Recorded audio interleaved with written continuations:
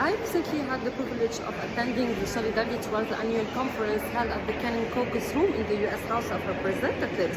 The conference focused on discussing the pressing issue of religiously motivated hate and the ongoing challenges faced by the Coptic community.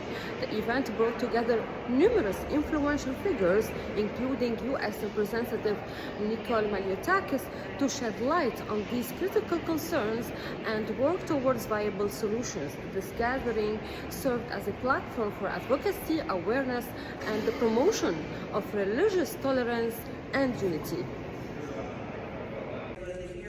I want to welcome you all to Washington. I'm Malliotakis. I represent Staten Island and Southern Brooklyn in New York City. We have a beautiful Egyptian community, beautiful Coptic community that I've come to know over the last few years. In fact, I think we have 4 Coptic churches in our district, which is, I think, very significant compared to some of the other districts across the country.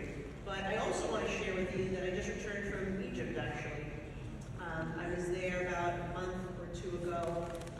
We were able to meet with some of the officials there, and some of the ministers expressed our concerns.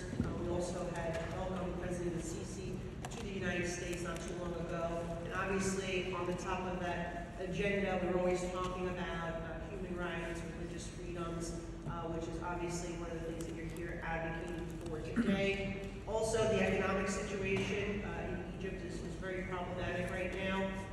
In ways that we can increase trade and relationships between the United States and Egypt. As a matter of fact, on the Committee of Ways and Means, and we oversee all tax and trade policy here in the United States. And so if there's an opportunity for us to work in a more significant manner, we should. I would say also that Egypt is playing a very instrumental role right now in energy policy in the region. And as someone who's of Greek Orthodox faith, Greek heritage, I'm very familiar with the partnership between Greece, Cyprus, Egypt, and how that can play a very, very important role for providing energy, particularly to Europe, and making sure that Europe is less reliant and does not have to rely on Russian energy. So I think that's another critical thing that we've been working on and discussing. So it's great to meet all of you. I hope that you have a successful day here. I'm very happy to just received an award last week with Congressman Gus Galarakis, who I see is on your list of speakers today, for our work on behalf of the religiously oppressed, those groups that are facing oppression from their own government, sadly, oftentimes.